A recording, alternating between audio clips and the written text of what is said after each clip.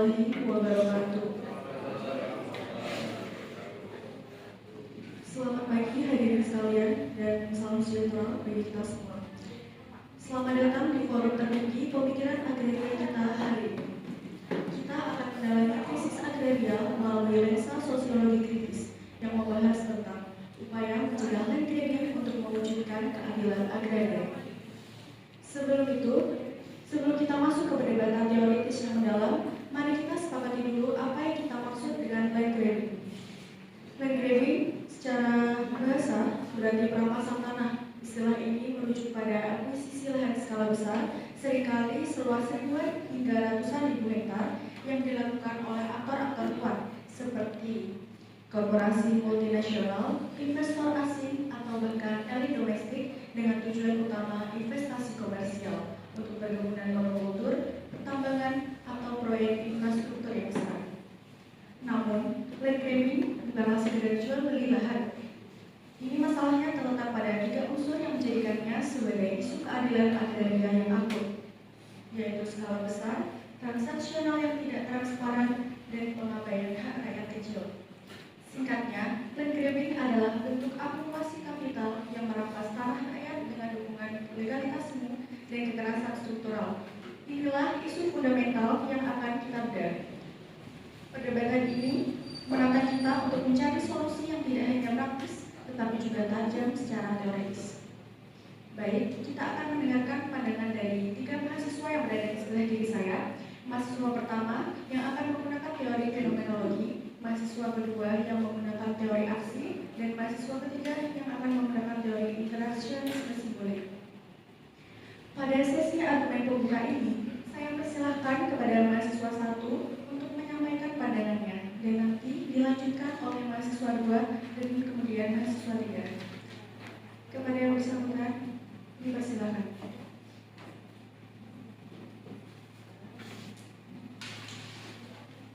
Selamat pagi. Inti dari land grabbing adalah krisis kemanusiaan. Menggunakan fenomenologi Husserl dan Hegel, tanah adalah fondasi ontologis bagi petani dan masyarakat adat. Ia adalah ruang esensial atau desain di mana mereka membentuk makna dan identitas. Land grabbing bukanlah sekedar transaksi buruk. Ia adalah penghancuran lingkungan atau kampung halaman. Ini menghasilkan kondisi penarikan diri dari dunia atau world withdrawal, yaitu hilangnya kemampuan untuk berhubungan secara bermakna dengan lingkungan dan masa depan. Oleh karena itu, upaya pencegahan harus mengutamakan reduksi fenomenologis. Kebijakan harus menunda atau melakukan approach atas asumsi hukum positif dan ekonomi, serta fokus pada apa yang benar-benar dialami oleh korban. Ini berarti memvalidasi kebenaran subjektif mereka. Yang kedua, pemulihan kedaulatan ontologis. Keadilan agraria terwujud ketika masyarakat diakui sebagai pemilik makna atas ruang, bukan hanya pemilik sertifikat atas tanah. Intervensi harus diarahkan untuk memulihkan kemampuan mereka untuk menamai, merawat, dan mewariskan lahan mereka. Hukum agraria yang berakar pada leverage, artinya regulasi harus menginternalisasikan pengetahuan praktis dan struktur waktu komunitas, siklus tanaman, dan ritual sebagai basis hukum yang lebih kuat daripada peta geospasial yang impersonal. Fenomenologi membantu memahami land grabbing bukan hanya sebagai persoalan ekonomi, tetapi sebagai pengalaman kehilangan makna hidup bagi masyarakat. Pendekatan ini mengajak kita kembali ke hal-hal itu sendiri, true dance agents way, yakni pengalaman batin, nilai, dan relasi manusia dengan tanah. Dengan memahami kebijakan ini, agraria akan menjadi lebih manusiawi dan berakar pada pengalaman eksistensial. Kita harus mengembalikan jiwa pada reformasi agraria dengan menjadikan pengalaman otentik sebagai pusat kebenaran hukum.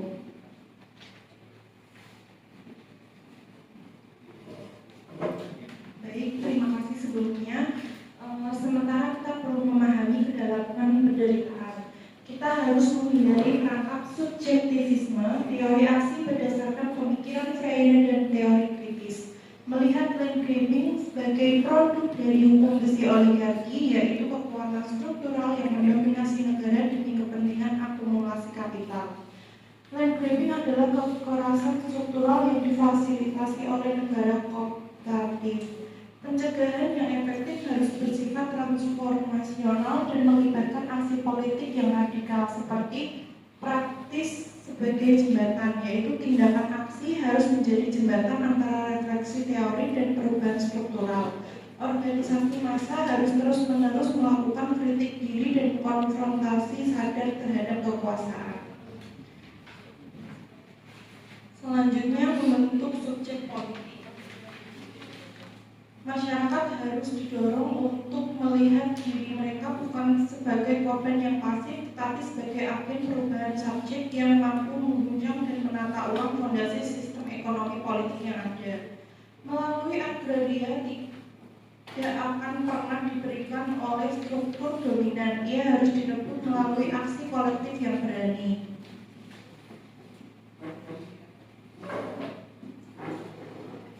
Baik, selamat pagi rekan-rekan semua. Di sini saya akan menyampaikan pandangan saya menggunakan teori interaksionisme simbolik. Kita melihat land grabbing sebagai kemenangan dalam perang semiotika. Interaksionisme simbolik, yaitu berdasarkan penelitian Kaufman, mengajarkan bahwa land grabbing hanya berhasil karena makna dan simbol yang melekat pada petani atau tanah berhasil diskriminasi oleh hegemoni wacana. Kekuatan besar menciptakan simbiosis stigmatik, yaitu petani atau adat, dilabeli liar, primitif, atau menghambat kemajuan. Simbol-simbol ini kemudian menjadi definisi situasi yang dianggap oleh birokrasi, penegak hukum, dan bahkan sebagian publik. Pencegahan land grabbing adalah manajemen kesan dan simbol yang strategis seperti satu, rekonstruksi makna lawan, yaitu kita harus membongkar simbol-simbol land grabbing, misalnya logo korporasi, jargon investasi, dan PKHGU, sebagai simbol kekerasan dan kepalsuan.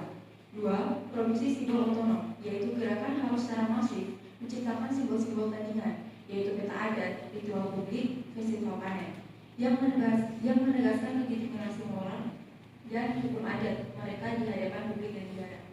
Dan yang ketiga adalah memenangkan panggung media. Aksi harus didesain untuk memenangkan lensa kamera dan memperoleh empati publik, mengubah citra masyarakat dari peminta-minta menjadi pahlawan kedaulatan pangan. Keadilan agraria adalah hasil dari perjuangan yang berhasil mengembalikan hak sosial, yaitu mengubah stigma menjadi legitimasi. Terima kasih.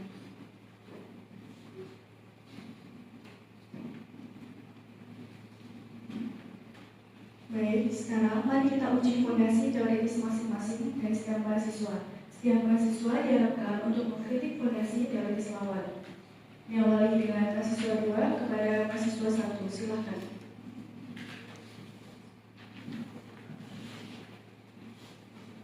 Baik, terima kasih sebelumnya. Fenomenologi dianggap sebagai eskapisme moral. Kritik saya adalah fenomenologi membuat kita menjadi penonton penderitaan. Ketika Anda fokus pada approach dan pengalaman yang dirasakan, Anda secara efektif menarik diri dari analisis kekuasaan yang menghasilkan penindasan itu sendiri.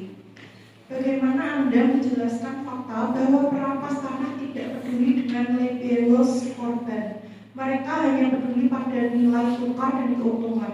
Keadilan tidak dapat dimenangkan hanya dengan mendeskripsikan kedalaman luka. Ia dimenangkan dengan mengubah struktur yang memegang pisau. Narasi Anda adalah alat refleksi, bukan alat aksi atau bertindak.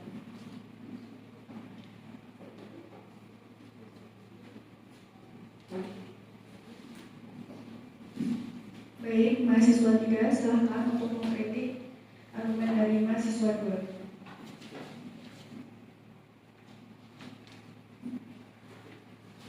Baik, di sini saya akan mengkritik dari pandangan mahasiswa kedua. Teori aksi Anda terlalu terikat pada determinisme kelas dan ekonomi. Kritik saya, Anda menampilkan betapa kuatnya ideologi dan hegemoni budaya. Aksi kolektif Anda mungkin merebut pabrik atau lahan, tetapi jika Anda gagal merebut makna di pikiran masyarakat, kemenangan itu hanya sementara. Contohnya, mengapa banyak petani miskin justru mendukung elit kapitalis? Karena simbol-simbol seperti pengakuan palsu dan agama yang dikomodifikasi telah menciptakan kesadaran palsu yang mengumpulkan minyak aksi. Aksi tanpa dekonstruksi ideologi hanyalah konfrontasi fisik yang rentan dibubarkan oleh narasi stabilitas dan hukum.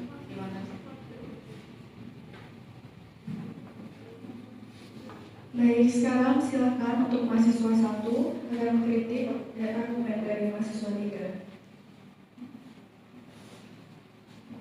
Kritik saya, integralisme simbolik adalah instrumentalisasi yang dingin dan penuh edukasi etis. Anda melihat perjuangan agraria sebagai permainan manajemen kesan dan strategi banding. Jika fokus kita adalah membuat simbol yang efektif dan viral, bukankah kita berisiko menciptakan simbol yang kurang, yaitu simbol yang tidak memiliki hubungan dengan realitas otentik penderitaan? Keadilan agraria sejati adalah pengembalian hak, bukan kemenangan citra. Jika simbol Anda menang, tetapi leverage komunitas tetap hancur, bukankah Anda hanya melakukan satu bentuk penindasan simbolik dengan yang lain? Anda mempertaruhkan kebenaran otentik demi efektivitas media. Terima kasih. Baik, oleh karena tadi ada tudingan dari mahasiswa 2 terhadap mahasiswa 1 bahwa fenomenologi hanya bersikap pasif, maka kini saya persilahkan kepada mahasiswa 1 untuk menjelaskan posisi fenomenologi pada perdebatan ini.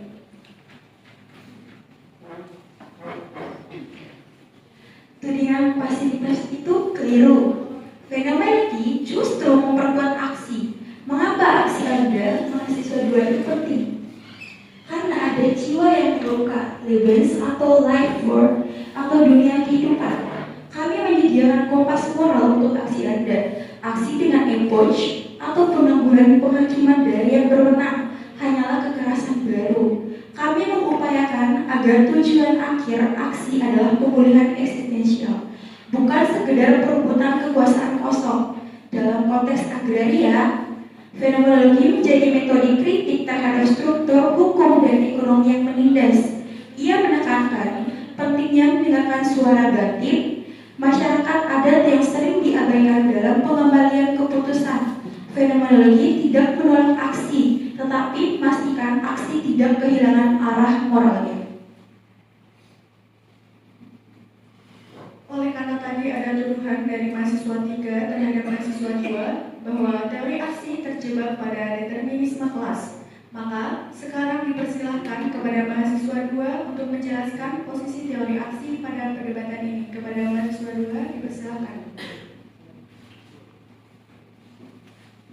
Baik, tudingan determinisme itu hanya berlaku bagi Marxis yang kaku. Kami bicara teori aksi kritis yang berfokus pada praksis pembebasan. Kami tidak menolak simbol, kami katakan simbol hanya memiliki kekuatan jika didukung oleh kekuatan material, yaitu aksi. Anda, mahasiswa 3, tidak bisa membuat hak Anda diakui hanya dengan menayangkannya di TV. Anda harus memobilisasi massa untuk memaksa negara mengakui simbol itu, hak adat. Aksi memberikan bobot politik pada simbol Anda.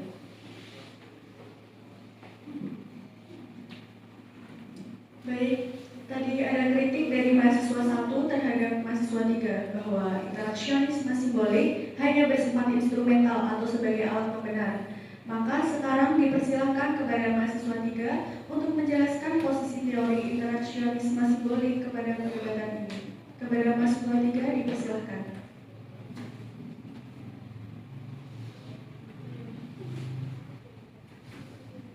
Baik, kritik instrumentalitas Anda adalah naif di era media ini. Jika simbol Anda yaitu penderitaan otentik tidak dikemas dan disebarkan secara strategis, ia akan dikubur oleh narasi lawan. Kami tidak menjual simulakra. Kami menggunakan strategi simbolik untuk melindungi visual otentik Anda yang dikonsumsi oleh lawan. Di dunia politik, perspektif publik seringkali lebih kuat daripada kebenaran objektif. Kemenangan citra adalah prasyarat untuk kemenangan material.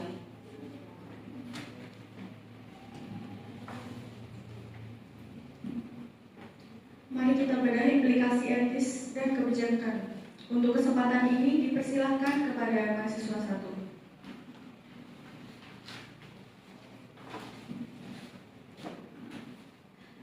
Kita menghadapi dilema etis, yaitu bagaimana menghindari objektifikasi saat kita mendokumentasikan penderitaan rebellion mereka.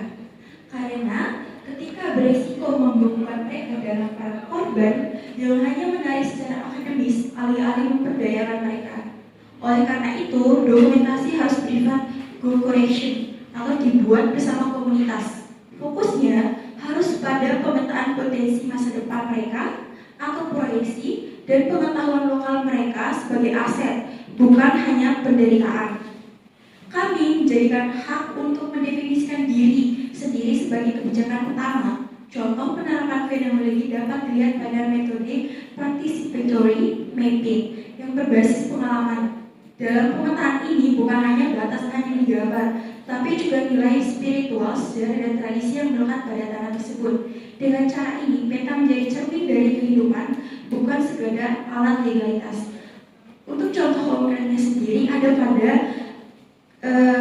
kasus di Sumatera Utara di Desa Tandungan, yaitu kasus ini melibatkan masyarakat adat yang kehilangan hutan kemenyan mereka sendiri akibat eksploitasi perusahaan pulp dan kertas. Melalui pendekatan fenomenologi, peneliti tidak hanya mencatat kehilangan ekonomi, tapi juga kehilangan makna hidup, karena pohon kemenyan bukan sekedar sumber penghasilan, melainkan bagian dari identitas dan spiritual masyarakat. Dengan wawancara mendalam dan observasi partisipatif, ditemukan bahwa kehilangan hutan sama artinya dengan kehilangan dunia kehidupan mereka. Dari studi ini, mereka merekomendasikan kebijakan agar pemerintah memasukkan indikator eksistensial dan kultural dalam evaluasi perizinan perusahaan, bukan hanya indikator ekonomi. Hasilnya, sebagian wilayah kemudian dikembalikan sebagai hutan adat melalui pengakuan resmi. Dalam contoh ini bisa dipastikan bahwa fenomenologi dapat diterapkan secara nyata dalam mencegah land grabbing. Sekarang dipersilakan kepada mahasiswa 2 untuk menjelaskan dilema yang sedang dihadapi. Kepada mahasiswa 2, dipersilakan.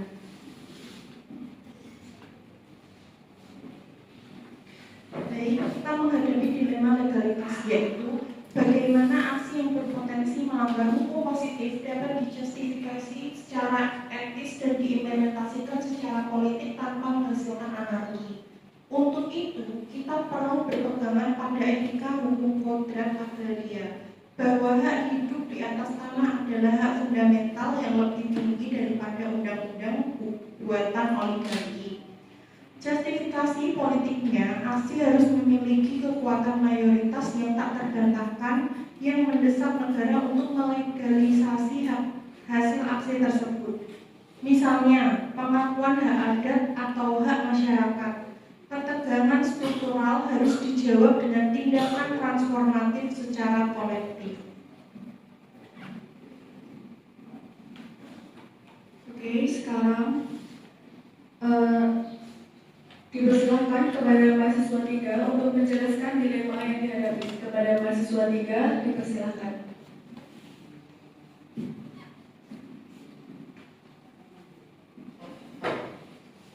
Kita menghadapi dilema praktis, yaitu strategi simbolik seringkali bersifat jangka pendek dan rentan terhadap backlash atau serangan balik jika publik menyadari adanya manipulasi. Bagaimana kita membangun kepercayaan publik jangka panjang pada narasi keadilan agraria bila kita hanya fokus pada kemenangan sesaat di media sosial? Oleh karena itu, dibutuhkan konsistensi simbolik, yaitu simbol-simbol yang dipromosikan harus selalu berangkat pada nilai-nilai yang universal, misalnya keadilan, kesejahteraan, dan harmoni. Selain itu, juga perlu adanya terintegrasi dengan simbol etis, yaitu fenomenologi, dan simbol kekuatan, yaitu aksi. Kami menjadikan kredibilitas etis sebagai simbol strategi utama. Terima kasih. Kepada mahasiswa 1, mahasiswa 2, dan mahasiswa 3, dipersilahkan secara bergiliran menyampaikan satu intervensi kebijakan konkret dan spesifik yang harus dilaksanakan. Kepada yang terkait, dipersilahkan.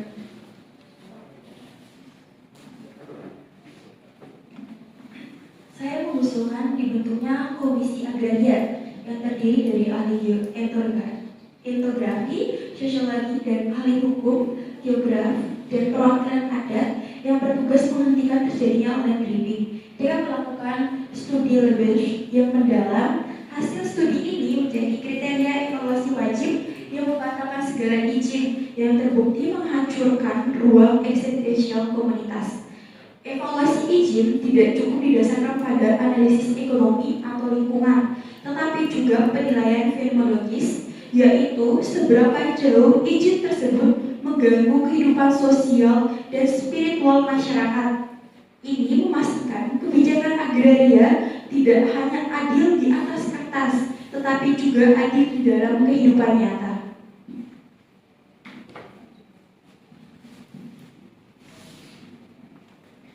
Saya mengusulkan pembentukan dana abadi dan distribusi agraria. Dana ini akan digunakan untuk membiayai pengambilan alihan tanah-tanah terlantar, tanah sengketa, dan tanah yang melampaui batas maksimal.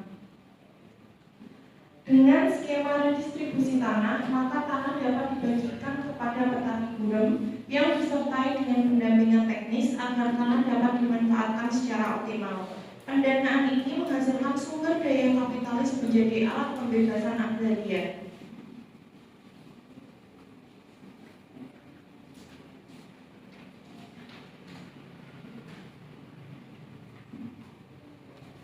Saya mengusulkan program pelatihan literasi media kritis dan memproduksi konten agraria untuk masyarakat. Tujuannya adalah melatih petani dan masyarakat adat menjadi produsen simbol dan berita mereka sendiri, sehingga memungkinkan mereka menciptakan narasi tandingan yang mengidentifikasi serta mendekonstruksi narasi palsu yang digunakan oleh korporasi dan media massa, membela diri dengan senjata simbol.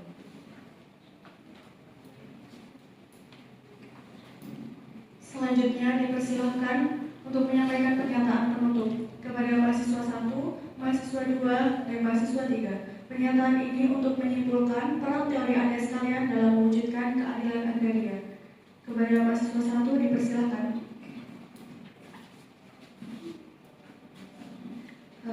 Pernyataan penutup dari saya, fenomenologi adalah kesadaran kita. Ia menuntut kita untuk selalu kembali pada inti penderitaan dan makna eksistensial. Keadilan agraria tidak boleh hanya menjadi pembagian kertas, tetapi pemulihan kemanusiaan yang terampas. Teori kami menyediakan kompas etis yang mengupayakan agar aksi dan simbol yang diperjuangkan benar-benar melayani otentisitas hidup masyarakat di atas tanah mereka. Fenomenologi memberi kita landasan moral untuk membangun keadilan agraria sejati. Tanah bukan sekedar sumber daya, melainkan bagian dari eksistensi manusia. Maka, reformasi agraria yang sejati adalah mengembalikan hak manusia untuk hidup bermakna di tanahnya sendiri. Terima kasih. Baik, menurut saya, teori aksi adalah kekuatan kita. Tanpa tindakan kolektif, semua wacana dan etika akan diinjak-injak oleh kapital. Kami menuntut perubahan terhadap struktur kepemilikan.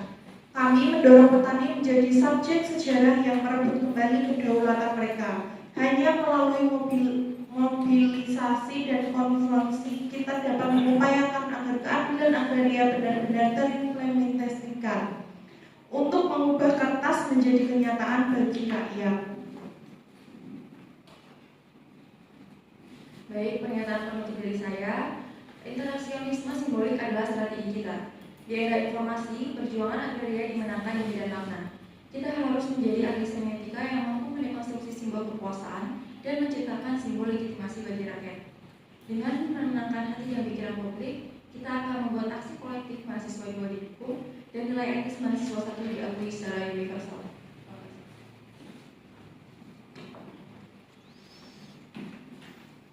Debat yang luar biasa. Kita melihat urgensi fenomenologi dalam akar etis, tuntutan teori aksi dalam perbuatan struktural, dan strategi cerdas interaksionisme simbolik dalam perang wacana. Jelas, upaya pencegahan agraria haruslah sebuah koalisi teoritis yang tidak hanya memahami, tetapi juga bertindak dan berbicara dengan bijak. Terima kasih kepada 3 mahasiswa yang berada di sebelah kiri saya yang telah menyampaikan argumentasi dari mereka, dan terima kasih kepada audiens yang sudah mendengarkan. Semoga kita semua mendapatkan manfaat dari debat kali ini. Saya selaku moderator mengucapkan terima kasih. Wassalamualaikum warahmatullahi wabarakatuh.